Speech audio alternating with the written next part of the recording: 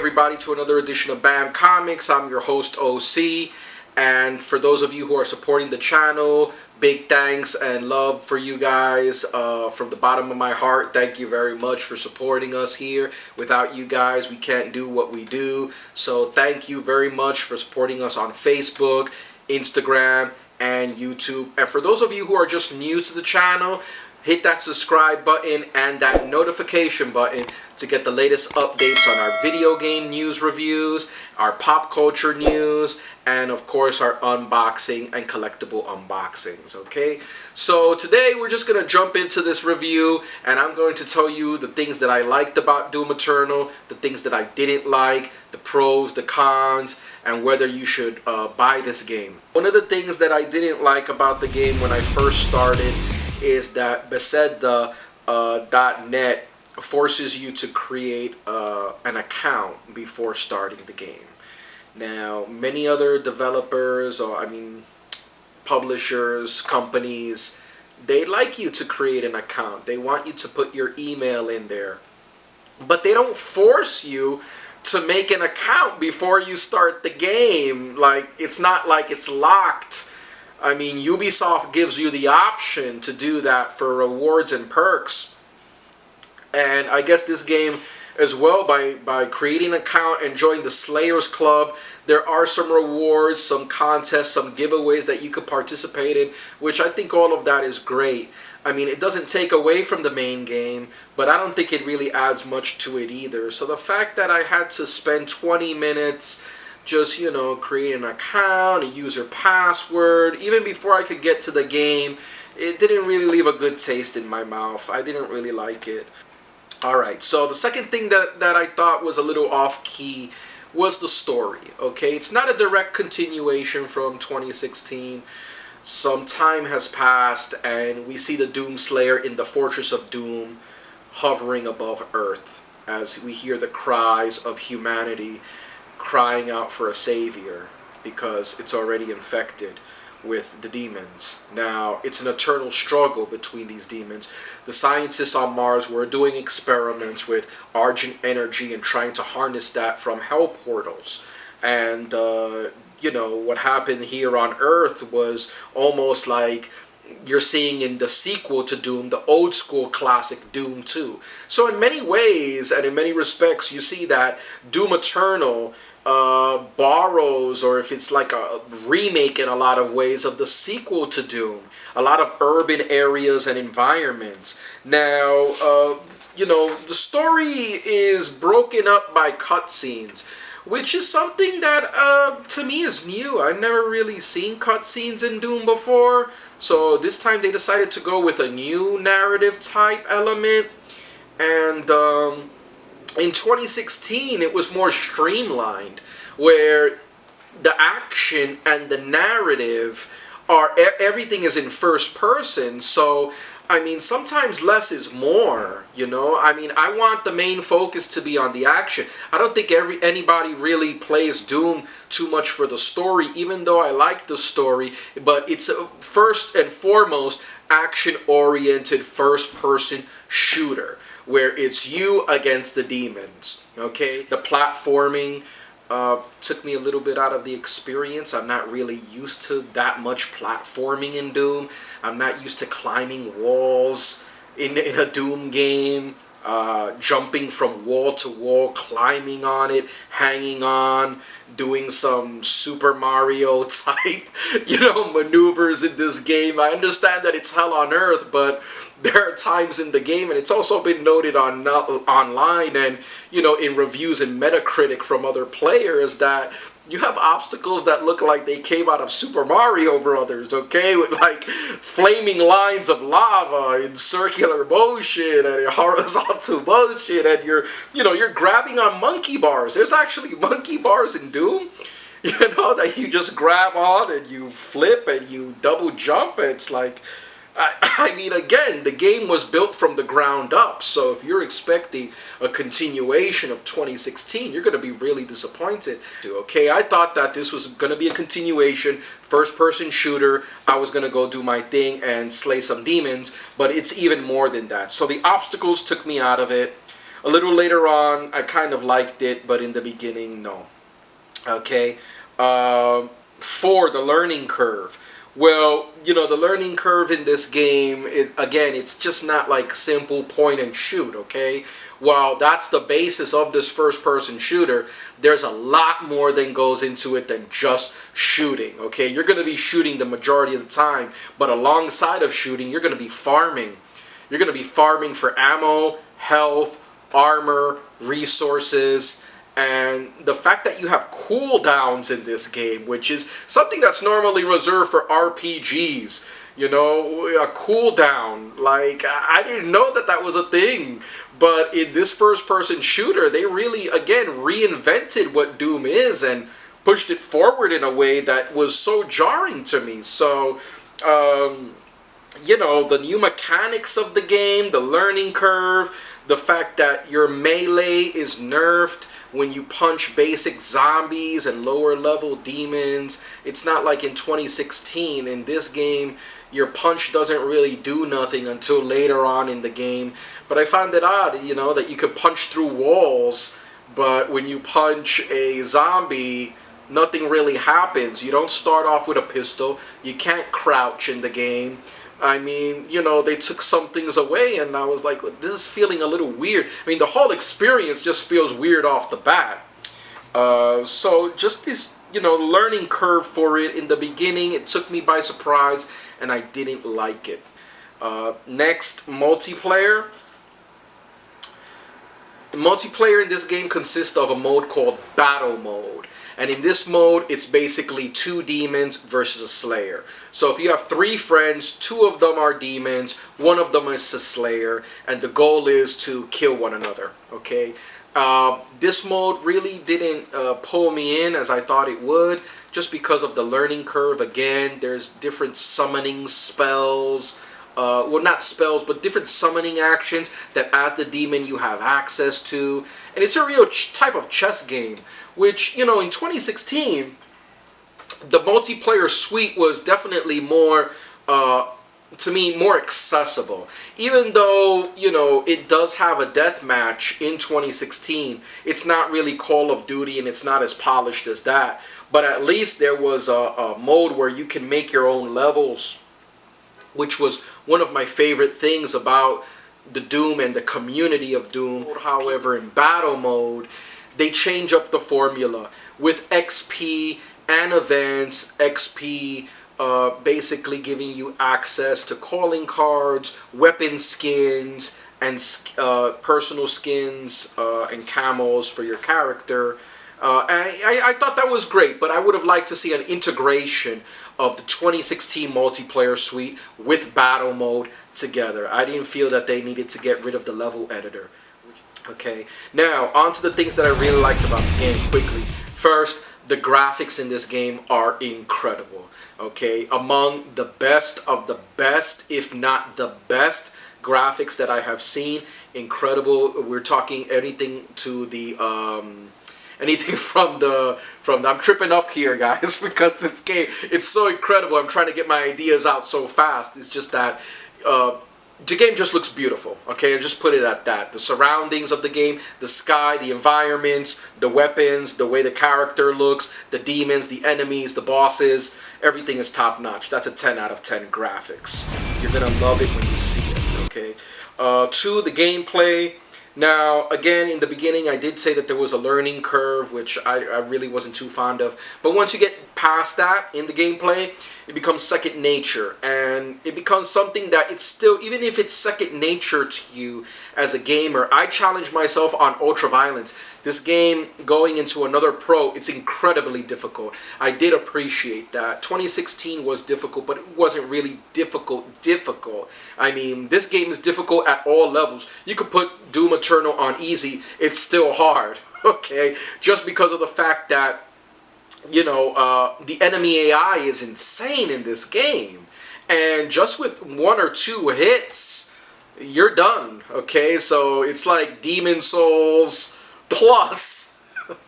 You're being surrounded. I mean, enemies are teleporting in front of you. They're teleporting in back of you. You have enemies that spawn other enemies. You have demon wizards that call forth enemies. You have flying enemies. You have enemies that block your shots and block bullets and summon tigers and different animals to run after you from all directions. I mean, the focus is on movement, and that's why they built this from the ground up, and they included monkey bars and double dashing and double jumping and all of that, because you know what you see on the cover to this game is what you're gonna get. Okay, everything that you see there, you're gonna get, okay, in a big way, even more so. And they're out for blood, and when the enemies are not attempting to take your life, the levels in the game are attempting to take your life with numerous traps. Okay, we have traps that can be activated by floor panels that you walk in the wrong spot and you see a huge swinging axe or lasers that shoot out at you. It's just nuts. Right, so the difficulty in the game was a pro, the gameplay as well, because with the inclusion of double dash and even the fact that you have power-ups in the game and more power-ups on top of those, that when you destroy enemies you can even move faster, you could slow down time, you hit teleportation devices that lift you up and fly you up into the air. It's insane. The difficulty, I'm telling you, in this game, you will die a lot. I don't know about any of you out there who are super expert gamers, but to me, this game was very intense. It was very difficult. I died time and time and time and time and time again. You're going to see low health, low ammo. Low health, low ammo, a lot. But it's good because at the end of that, even though the game made me rage, and I'm raging out, and there was times I want to throw my controller. I was like, is it possible, okay? You're going to feel an overwhelming sense of satisfaction when you finally do beat those encounters. The fourth thing that I really liked was the Fortress of Doom. In between missions, you're introduced to a new hub where you can rest, I guess, and look out over Earth, because the Fortress of Doom is a flying fortress that flies over Earth, much just like the Justice League's Watchtower, where you have, like, you know, our heroes are in this satellite over Earth. The Doom Slayer is hovering over Earth in the Fortress of Doom, and I thought the fortress was done really well. It includes a jail of demons called the Ripatorium, where you can go and you can practice your gameplay. It's almost like they have a shooting range in Doom, where you can test out your weapons in that Ripatorium. You can test out your abilities. And so the fact that you have so many different abilities in the game, ranging from, you know, your ice bombs to your grenades to your flamethrowers, it's incredible. Along with that, going on to my next point, is the secrets of the master levels and the Slayer gates, okay? Mainly the Slayer gates and the challenges in this game is the fact that a lot of the elements that they took from the Doom 2016 and they improved 100-fold with combat, gameplay, and the Slayer gates and the secrets. It took me back to the old school games where you had to actually backtrack in the level to find different secrets. Your objective is to find keys. You know, I mean, if you want to, it's optional, which I think that's great, because it's almost like a side quest inside of the main level, where you have secret keys called the Imperium keys that allows you to open up Slayer gates, which accesses challenges or different levels inside the game, in which you beat those and you're granted access to keys that you then take to your mothership to unlock a super mega weapon. You have to beat all of the Slayer gates in the game to unlock these super keys that will unlock your mega weapon, which I thought was great. That's old school gaming to me. Backtracking, which you can do in this game, to earlier points, revisiting levels after, you know, in the beginning when you feel powerless, but later on in the game, as you get more powerful, you can revisit those levels, explore the gates, you know, beat the challenges, find the keys, open up the gates, get the keys that you got from those gates to take up to the mothership, and, you know, unlock a super weapon. Is like, that's really cool. that I really liked about the game, going on to my sixth point of the pros outweigh the cons again, are the weapons. This game has a multitude of weapons. You're taking base weapons, but you know, they're giving 2 modifications to each weapon, and each of those modifications have about, you know, 3 to 4 other power-ups, including that modification. So for example, you have a shotgun. That shotgun is a Gatling shotgun and also a grenade, sticky grenade launcher. Okay, so when you have one weapon, you actually have 3 weapons with that one weapon. And you'll see once you unlock the weapon wheel, all of the weapons that you have on that weapon wheel are actually 3 weapons built in one, with the standard fire and 2 other different modes of firing that weapon, which is really powerful. So in combat, when you're flowing in the ballet and symphony of destruction that is Doom Eternal, you're seeing yourself switch not only between weapons in the middle of battle, but between weapon attachments. So it's like Transformers in fast forward. Again, the game is very fast. It doesn't start off fast. It starts off okay, but when you get to the well, not the Citadel, but when you get to the cultist base, the game really opens up in a way that, you know, you're seeing a lot of different just abilities that you never had in the other games. The fact that, you know, you're juggling your weapons, which is a main skill that you need to learn. It's no longer I could just stay with one weapon or just switch between weapon 1 and weapon 2. You need every single weapon that they give you in this game to survive the demon apocalypse, the demon horde. You know, I like to consider myself a first-person shooter veteran. I've played all the Dooms. I have most of all of the Call of Duty games. I like first-person shooters. I think they're great. Helps me to relax, too, after a long, stressful day. You can go into these first-person shooting games, and they're really cool. But I've never seen anything like this, right, with the weapons. So it's really great. The boss fights... wow. I mean, the boss fights in this game are epic, and it's no small thing to say that, you know, I'm not exaggerating, I'm not just trying to say it for the sake of the video, for you to go buy this video game, but I got my money's worth from this game. I paid full price for it when it came out, and I'm very satisfied with the full price that I paid for Doom Eternal. Once it goes on sale, you're going to be getting more than your money's worth with the boss fights in this game.